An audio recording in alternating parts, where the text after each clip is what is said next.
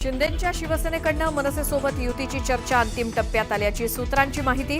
चर्चा पूर्णत्वाला नेण्यासाठी एकनाथ शिंदेंकडनं राज ठाकरेंना लवकरच स्नेहभोजनासाठी निमंत्रण पाठवलं जाणार असल्याची सूत्रांची माहिती। शिवसेनेचा आज 59वा वर्धापन दिन षण्मुखानंद सभागृहात उद्धव ठाकरेंची तोफ धडाडणार, तर वरळीतील एनएससीआय डोममध्ये एकनाथ शिंदे कार्यकर्त्यांना करणार संबोधित। शिवसेना नेते भरत गोगावलेंचा मांत्रिकासोबतचा आणखी एक व्हिडिओ समोर। 2 दिवसांपूर्वी वसंत मोरेंकडूनही गोगावलेंवरती अघोरी पूजेचा आरोप।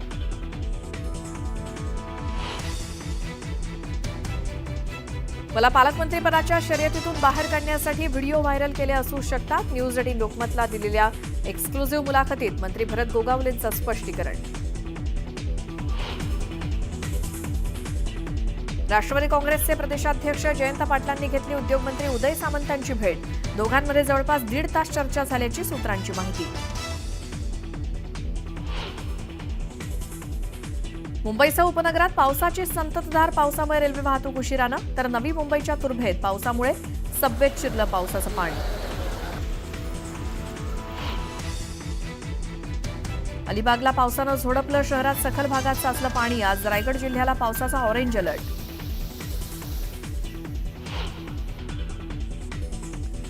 बच्चू कडू यांच्या अपात्रतेच्या याचिकेवर आज सुनावणी। विभागीय सहनिबंधकांच्या निर्णयाला बच्चू कडू यांनी दिलं आव्हान।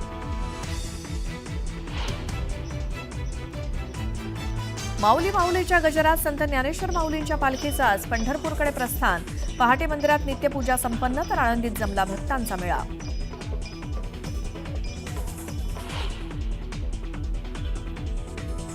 इस्रायलचा इराणच्या तेहरानमधील लष्करी छावण्यांवरती हल्ला। इराणमध्ये आतापर्यंत 585 नागरिकांचा मृत्यू, तर इराणकडूनही इस्रायलवरती पुन्हा हल्ला।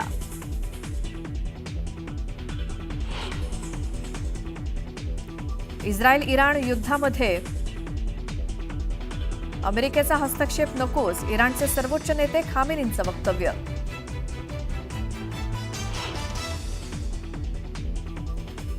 इराण इस्रायल युद्धात रशियाची एंट्री। जर अमेरिकेने इस्रायलला लष्करी मदत केली तर पश्चिम आशियात गोंधळ उडेल, रशियाचे राष्ट्राध्यक्ष पुतीन यांचा इशारा।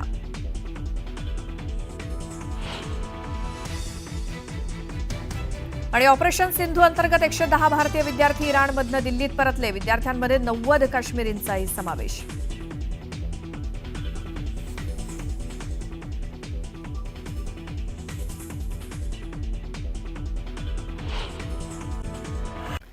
सुरुवातीला पावसासंदर्भातली एक महत्त्वाची बातमी बघूयात। रायगड जिल्ह्याला 2 दिवस देण्यात आलेल्या ऑरेंज अलर्ट नंतर मुसळधार पावसानं अलिबाग तालुक्याला चांगलंच झोडपून काढलं।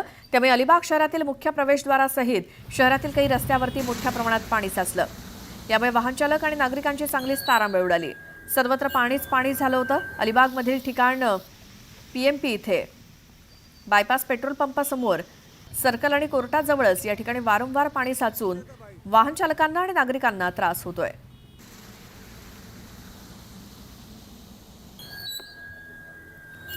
अलिबागमधली ही चित्र आहेत। जवळपास 4 दिवसापासून मुसळधार पाऊस हा अलिबागमध्ये देखील कोसळतोय। ऑरेंज अलर्ट आहे आणि त्यातच पाणी साचतंय ठिकठिकाणी।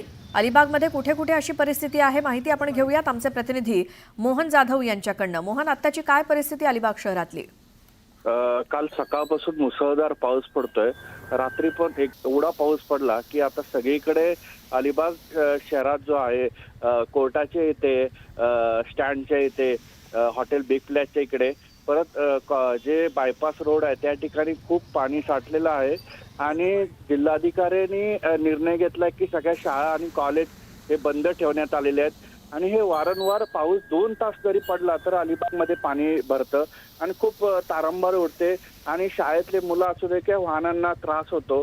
आणि हे पावसामुळे अजूनही 2 महिने पाऊस पडणार आहे, म्हणून अलिबागमध्ये गटारांचा प्रॉब्लेम आहे आणि पूर्ण जिल्ह्यात पाऊस पडतोय आणि मुंबई गोवा हायवे पण पूर्ण खड्डेमय झालेला आहे आणि पावसाचा जोर कायम आहे आणि लाईट पण सारखी जाते आहे। आणि म्हणून प्रशासनाने आज शाळा आणि कॉलेज यांना सुट्टी दिलेली आहे। नदी किनारी जे गाव आहेत त्यांना सतर्कतेचा इशारा दिलेला आहे। जर आवश्यक असेलच तर घराच्या बाहेर पडा आणि कंपन्यात जाणारे जे लोक आहेत त्यांनी जास्त करून कंपनीत जर काम जास्तच असेल तरच तुम्ही कंपनीत जा, असंही आदेश जिल्हाधिकाऱ्यांनी काढलेले आहे.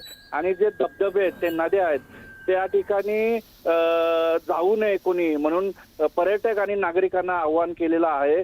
आणि असंच जर पाऊस पडलं तरच घराबाहेर पडा असं प्रशासनाने सांगितलं आहे. बरोबर मोहन, धन्यवाद या सगळ्या माहितीसाठी. 2 दिवसापासून खूप पाऊस पडत आहे. नदी नाले भरून तुंब वाहून चालले, रोडवर खूप पाणी आलेले आहे. सरकारने रेड अलर्टचा इशारा दिलेला आहे, परंतु एवढं पूर्ण रोडवर पाणी आलेलं आहे की रस्त्यातून गाड्यांचा कुठे खड्डे आहेत काय त्यात पडण्याची दाट शक्यता आहे.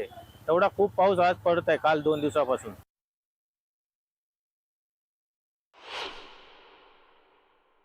आतापर्यंत फुल पाऊस आहे आणि सगळं भरलंय इथे, लाईक पाणी साचलंय सगळीकडे आणि खूप पाऊस आहे. बरेच दिवसांनी काल पण खूप पाऊस होता दुपारपासून.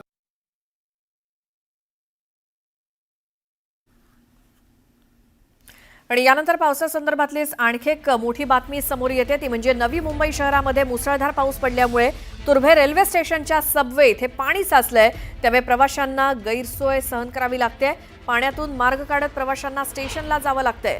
पाऊस असल्यामुळे पंप हाऊसमधनं पाणी काढण्याचं काम सुरू आहे. हे दृश्य आहेत नवी मुंबईतल्या तुर्भे स्टेशन बाहेरची. आमचे प्रतिनिधी विनय म्हात्रे यांच्याकडनं जाणून घेऊयात माहिती आणखी. विनय, आत्ताची काय स्थिती आहे तिथे? मागील 2 दिवसापासून मुसळधार पावसामुळे अक्षरशः नवी मुंबईला झोडपून काढलेला आहे. सतत हा पाऊस पडत असल्यामुळे जो सखल भाग आहे नवी मुंबईमधला, मग बेलापूर असेल किंवा तुर्भे असेल किंवा वाशी असेल, या सगळ्या सखल भागांमध्ये सबवेमध्ये मुख्यतः पाणी साचलेलं पाहायला मिळतं. आज सकाळपासूनच तुर्भे रेल्वे स्टेशनच्या सबवेमध्ये मोठ्या प्रमाणात पाणी साचतंय. त्यामुळे प्रवाशांना ये जा करणं मुश्किल होऊन बसलेलं आहे आणि सकाळची वेळ कामावर जाणाऱ्यांची संख्या मोठ्या प्रमाणात आहे. अशामध्येच हा पाणी साचल्यामुळे प्रवाशांचे मोठे हाल झालेले आहेत.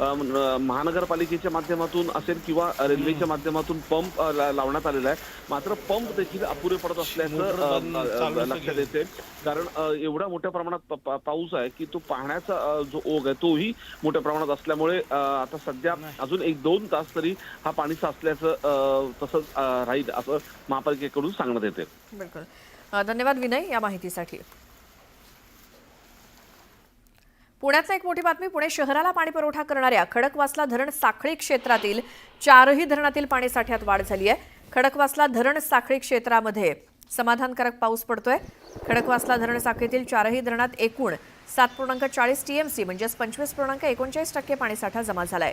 यंदा धरणांमध्ये दुपटीपेक्षा अधिक पाणीसाठा उपलब्ध आहे.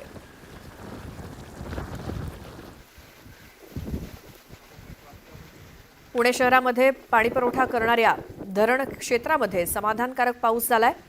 खडकवासला धरणातला पाणीसाठा वाढलेला आहे. धरण क्षेत्रामध्ये पुण्यामध्ये सध्या समाधानकारक पाऊस होतोय. यंदा धरणांमध्ये दुपटीपेक्षा अधिक पाणीसाठा जमा झालाय.